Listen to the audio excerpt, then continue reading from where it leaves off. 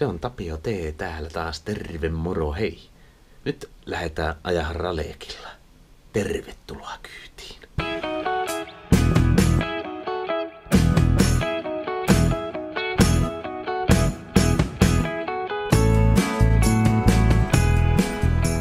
No sanotaan nyt näin, että taas elän sellaista hetkeä, jota olen hiukan odotellut. Ajattelin, että käyn tuossa Pukimäen kaarella tuommoista 2 kilometrin pätkää vähän hinkkailemassa tällä pyörällä näin ilta-ajona. Nyt kun ainakin siitä on suhteellisen puhtaaksi saatu nuo tappajagravelit hinkattua. Semmonen vähän vajaa puoli vuotta viimeisimmästä varsinaisesta ajosta. Pitkä luminen talvihan tässä on ollut, mutta kyllä sitä isossa kuvassa miettii, niin kun ei olisi päivääkään kulunut ja taas ajellaan. Jihuu! Onhan tämä nyt hei hienoa. Eli siinä se on. 80-luvun alun Ralek Soetemelkki. Aika lailla tutussa kuosissa edellisvuosiin verrattuna. Mulla on ollut suunnitelmissa näitten niin sanottujen hiirenloukkuhäkkipolkimien tilalle pistää Shimano SPD-kombi, vai mitkä ne on semmoiset kääntöpolkimet, joissa on sitten näihin kenkiin sopiva lukko. Mutta mä nyt en ole ihan varma millä systeemillä minä tuun tämän vuoden pitkät matkat ajeleen.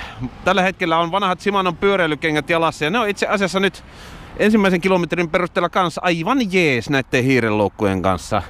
No toinen sitten mikä täällä satulatolpaa huipussa komeilee on joku tämmönen randomi mikäli Selle Royalen satula. Ei ole nahkapenkki kiinni tällä hetkellä, koska se on ollut hybridissä harjoitusvastus kuntopyöräkäytössä. Erittäin miellyttävää istua. Eli tämäkin on tässä ehkä väliaikaisesti tai pysyvästi. Saa nähdä. Randomi satula. Mutta muuten, siinä se on. Yhtä legendaarisena kuin aina ennenkin. Ja nyt tuolta tosiaan hei lamppua kiinni tonne ohjaustankoon, että pyörä näkyy. Se voi olla, että jos tuossa viikonlopun mittaan tulee hyviä ilmoja, niin sitten käyn jonkun 20-30 kilometriä ajelemassa. Ja luonnollisesti silloinkin pistän videokameran laulamaan ja ottamaan lisää videomatskua tähän Ralekin käyttöönottovideoblogiin. Tämän pyöräkö varastosta kaivelin esille. Ensimmäinen fiilis. Kyllä on muuten kevyt, vaikka tämä on teräsrunkonen. Sanotaan nyt, että kun on Genesikseen sinkulalla painellut koko talven aika lailla painavaksi lastattuna, niin jos tätä pyörää on joskus painavana pitänyt, niin saa ne kuvitelmat romukoppaa heittää. Samat jutut tulee todettua joka vuosi, mutta näin se vaan hyvät ystävät menee. Vähän päälle 2 kilsaa ajettu. Voi todella sanoa, että tuttu ja turvallinen luottopelihän tässä on alla. Mutta joka vuosi se on mukava käydä aina tesmailemassa ja oikeastaan fiilistelemässä. Ja jotenkin iloitsemassa siitä, että tuleva kesä on lähempänä kuin mitä on esimerkiksi joulusta aikaa kulunut. Tietysti semmonen hyvä pointti tämmöisessä testiajossa on, että tulee testattua, että kaikki varmasti toimii ennen kuin tällä lähtee ensimmäistä brevettiä vaikkapa ajelehen. Tämähän nyt on kuitenkin semmosen pikkusen yli 5 kuukautta seissyt paikallaan varastossa. Toki marraskuussa täysin huollettuna. Mä en tiedä, onko se viisasta täysin huollettua filleria sillain varastossa seisottaa, vaikka nyt lämpimänsä onkin. Mutta mulla on semmonen filosofia, että marraskuussa ainakin kevätruuhkat on pyörähuollossa loppunut. Ja seuraava kevätruuhka ei ole ainakaan vielä kerinnyt alkaa. Saa silloin rauhassa paljon kilometrejä nielleen konkelin huollattaa ja sitten se on keväksi valmiina. Ei tarvi nyt ruveta ihmettelemään, että 3 kuukauden päästä kun on seuraava vapaa huoltoaika. No kiitos! Tämmönen havainto tässä 3,5 kilometrin päälle näistä Shimano SPD-kengistä nujen varvaskoukkujen kanssa. On miellyttävän tuntoinen pyörittää. Tämä kenkä on pikkusen jäykempi kuin ne ikivanhat kulahtaneet lenkkarit. Joten voisin tästä ahterituntumalta veikata, että näiden kanssa pyörittäminen on hieman taloudellisempaa kuin lenkkareilla, jos alettaisiin vateissa mittaamaan, mutta sitähän minä en tunnetusti tee. Kaikki tapahtuu fiilispohjalta. Tää ainakin tällä kompolla toistaiseksi hyvä fiilis. Saa nähdä, tuleeko SPDtä testailtua. Se tietysti mikä voisi puoltaa SPD kääntöpolkimien käyttöä on se, että niihin on huomattavasti helpompi potkasta tuo klossi kiinni ja klossi irrottaa. Ja sitten kun väsyneenä alkaa tähän tyyliin pyörittelen näitä kenkiä tonne häkkiin, niin se on välillä ollut kyllä melkoista räpeltämistä.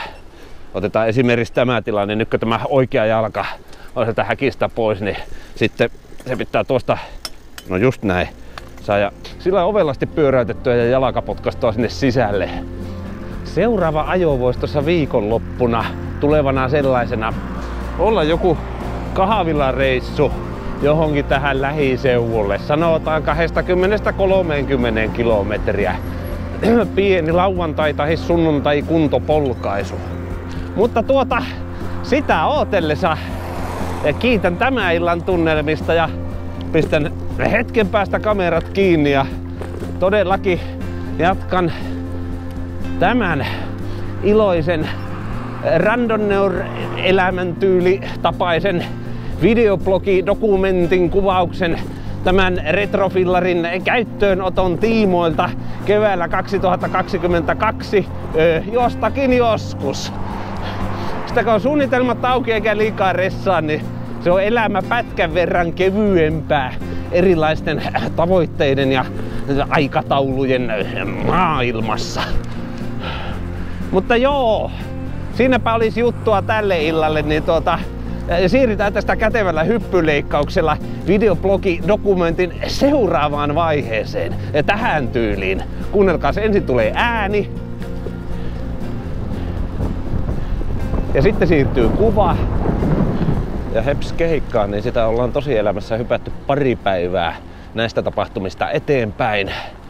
Se on aika lämmintä pidellyt tuossa loppuviikosta. Nyt on lauantai, viikonloppu. Hieman viliposampi päivä. Ehkä joku 70 plussa-astetta. Mukavasti tuulee. Puoli pilvistä. Koeajo jatkuu. Semmonen 3–4 tuntia aikaa ajella. Ja joku sanotaan 30–40 kilometriä ehkä kertyy tälle testailulenkille mittaa. Ja kyllä pieniä modailuja tuli tähän pyörään tehtyä. Sitten viimeisimmän katselmuksen. Vilkaiskaapas. Siispä asia on nyt sillä lailla, että ruuvailin tähän pyörän kampiin kiinni nuo Shimano SPD kääntölukko-polkimet. Yhdellä puolella lukot ja toisella flätti. Ihan kokeeksi ja mielenkiinnosta vaihtelun vuoksi. Onhan nulla varvaskoukkupedaaleilla tullut jo 1,5 kesää ajeltua ja vähän syksyä siihen perään. Ja usein, ei ole ihan 1 tai 2 kertaa, kun brevetilläkin on tullut ajettua pitempi etappi flättipuolella. Esimerkiksi kramppien helpotuksen vuoksi. Mä en tiedä, onko sillä mitään tieteellistä näyttöä tai tutkimuspohjaa, että siitä olisi kramppeihin helpotuksia, mutta sanotaan, että jos tämä kyseinen konsti mua psykologisesti pitkällä matkalla helpottaa pitämään krampit erossa, niin sitten siitä on hyötyä. Eli on näissä se helppous kans, että muutako tuosta kiertää klossin auki ja polkee flättipuolella eikä mikään varvashäkit raavi asfalttia.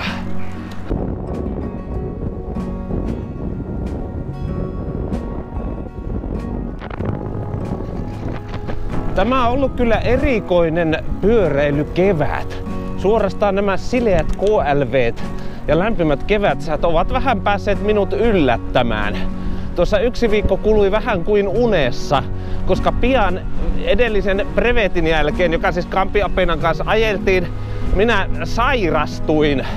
Mutta tänään 23.4.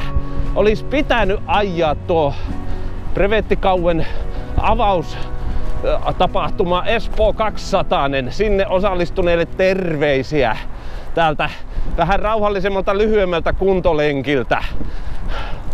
Kuitenkin tässä sen verran vielä palautumisvaihe tuosta sairastelusta on menossa, että mä en uskalla lähteä itteeni 200 sen verran rasittamaan.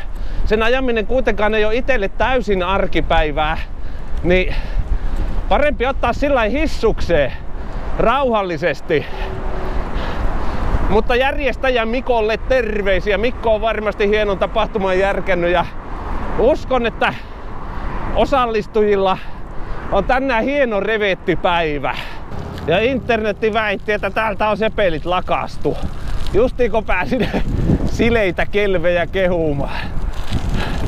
No, jospa katorskinit kestää. On näitä runnutettu sen verran monilla hiekka- ja sorateilla, että en usko sepelin näitä puhkovan. Ja sitten heti siihen perään tietysti kuuluu... Mitäs täällä? Onko tämä kuraa vai jäätä?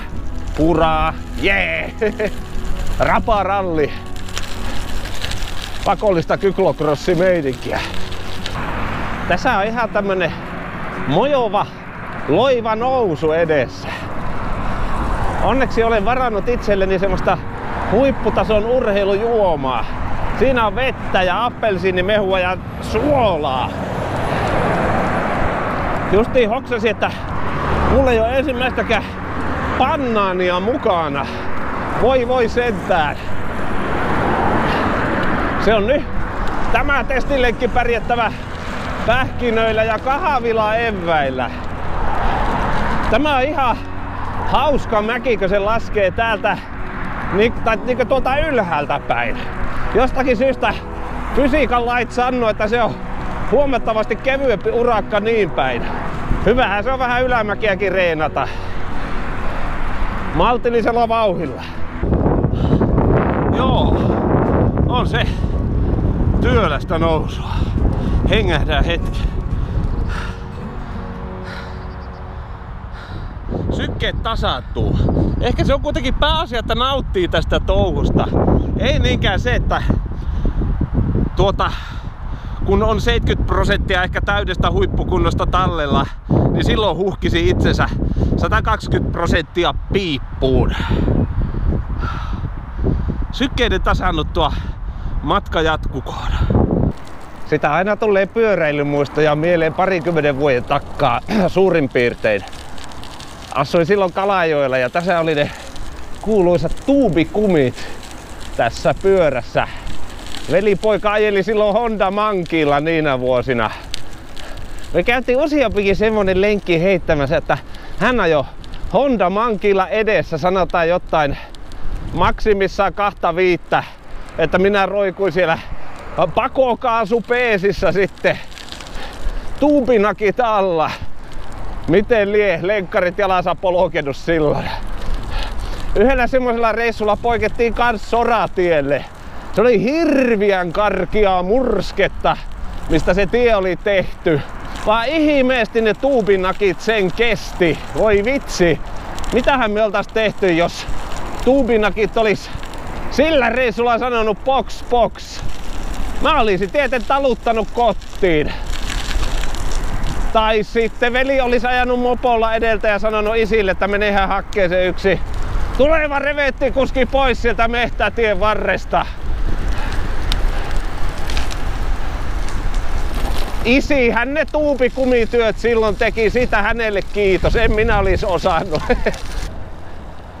Tämmöiset random lauantai-lenkit alkaa tuntua kuitenkin breveteiltä, kun on joku määränpää, jossa käy nauttimassa esimerkiksi virvoitusjuomia ja jätskiä. En tiedä vihtikö kahvia juua, kun aamukahvit tuossa on hörpännyt ihan justiinsa. Maha ei sitä kuitenkaan enempäänsä kestä. Jatkuvaa kahvin latkimista nimittäin. Tervetuloa valintojen maailmaan, sanottiin yhdessä suomalaisessa sketsiohjelmassa. Tuossa selän takana menisi ihan ok KLV. Ja sitten taas nämä katuplätkät sanois, että Vuosaareen 2 kilsaa tommosia hiekkapohjaisia ulkoiluteitä pitkin. Minusta tuntuu, että mun sydän sanoo nyt tätä hiekkapohjaisia ulkoiluteitä pitkin. Kiitos! Jos sitä vaikka vähän näkisi luontoa, kun poikkeaa KLVltä tänne metsään. kuulis lintujen laulua ja haistelis siitepölyä, näkisi kukkia ja koiraa ulkoiluttajia. Se on ihanaa. Se alkaa lehti olehen puusa kohta. Oha, täällä luntakin vielä näköjään varjoisemmissa paikoissa. En tiedä, oliko tänne lähteminen erhe, mutta pyöräily kannata ehkä. Luontokokemuksen kannata ei. Tämä on vähän niinkö Brevetillä pari viikkoa sitten. Ainoa vaan, että nyt ei ole minkäänlaisia aikataulupaineita.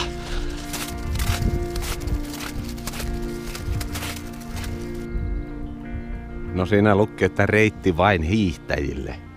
Tämmönen järki sanoisi, että tuostahan nyt voisi periaatteessa keveräkkä tuskin enää kukaan hiihtää, mutta siinä on vaan se hauska juttu, että lunta on sen verran paksulti, että tonne kyllä klossimono uppoaa. U-käännös ja sitä äsken näkemääni soratietä koitan päästä takaisin vähän urbaanimpaan ympäristöön tätä pusikosta. Ja lisää lunta! Oi. Vauhtia 25. Se olisi kyllä sillä lailla. Siinä loppus pito saman tien. Saisi tulla koiraa ulkoiluttajat mua pelastaan tuolta pajukosta. Päivää. Kiitos pienen sakkolenkin. Kilometrejä on jo vähän päälle 20. Näille tienoille mä olisin varmaan saapunut, jos olisin suorita tietä tullut. Mutta pikku sakkolenkki, sehän piristää aina. Ei valittamista. Mielenkiinnolla odotan, miltähän meri mahtaa näyttää. Ovatko jäät jo lähteneet? Nyt täytyy sanoa, että kyllä mitään tietoa. En osaa veikata. Harvakseltaan merenrannalla käy, vaikka tämä merenrantakaupunki onkin.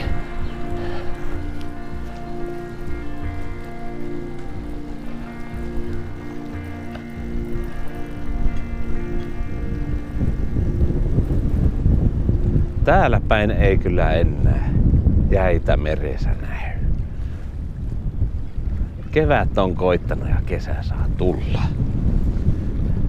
Ihan hippasen päälle 25 kilometriä pamahti näitä Ralekin sisäänajokilometrejä siinä vaiheessa, kun tähän spotteen saavuin. Tällä hetkellä jotenkin tuntuu, että pyöräilyelämä on ihan täydellistä, vaikkei minusta tänne brevettikuskiksi ihan vielä ollutkaan. Olisikohan kampela auki?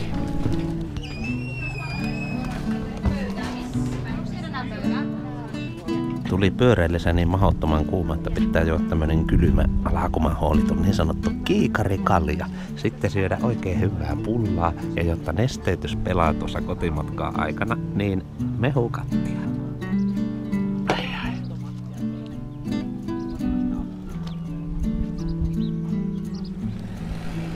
Vaan se on, kuulkaas ystävät, asiat sillä lailla, että on hoidettu täällä Vuosaaren päässä tuo nesteytys ja energiasaanti ja merimaisemien nautiskelu. Siispä on aika aloittaa kotimatkaa.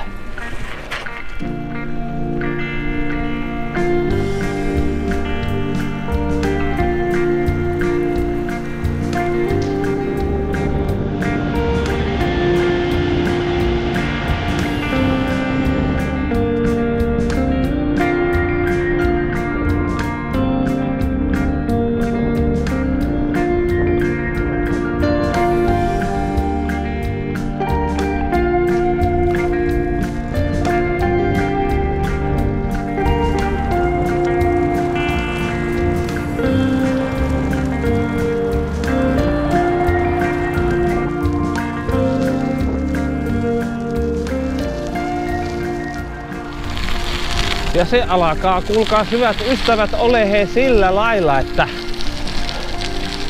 alkaa yhden pyöräilyvideon verran taas olemaan tätä randonneur-elämää elettynä.